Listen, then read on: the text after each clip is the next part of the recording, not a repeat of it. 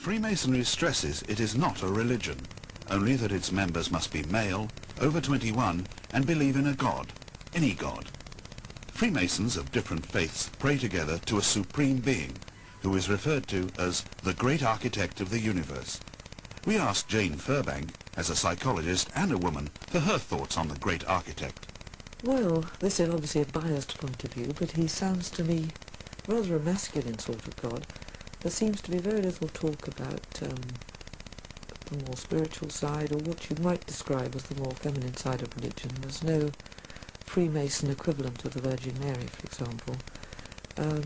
This god requires you to stand up straight, to make certain very precise gestures, you know, to talk a great deal about being straight and level and square.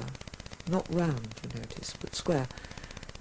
If you look at the psychology of symbols, you'll find roundness is the mind, the spirit, is wholeness, and squareness is much more order, material, physical world. Why do men continue to join Freemasonry in the face of suspicion, even outright condemnation? It's difficult for outsiders not to think that self-interest and career considerations must play a part. Certainly the view persists that the code of mutual aid in the ritual can lead to brother Masons combining to the detriment of non-Masons. Those Masonic bonds of preferment seem to apply in unlikely places. Ex-Detective Sergeant John Simons was a Freemason when he was in the Metropolitan Police. Later he went to prison, convicted of soliciting a bribe. Freemasonry is rife in prison. And say I spent some time in an open prison where I witnessed, you know, contacts between Masonic prisoners and Masonic prison warders, and Masonic prisoners were getting special visits and having parcels left by the gate and all this sort of business. But Masonic prisoners may enjoy more than special privileges. Informal lodge meetings are held in Britain's jails, as one bemused inmate discovered.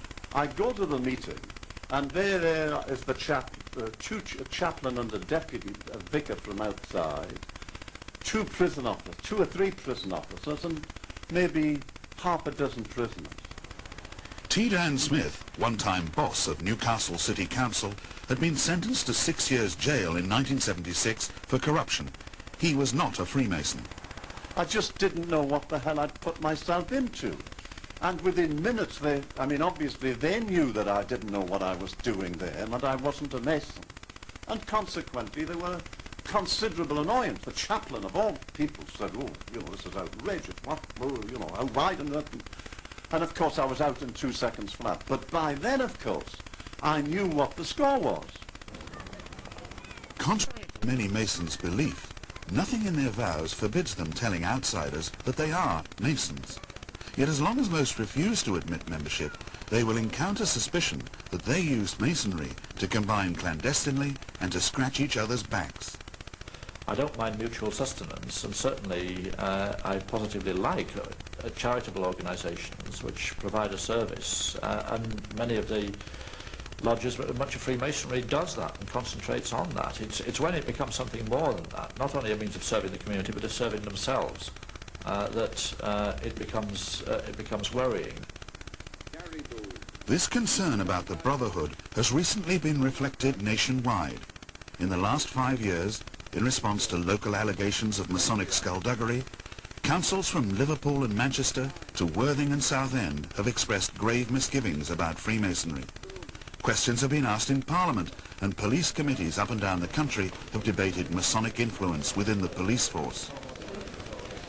Okay, I'd like to welcome everybody to this meeting of the Islington Police Community Consultative Group.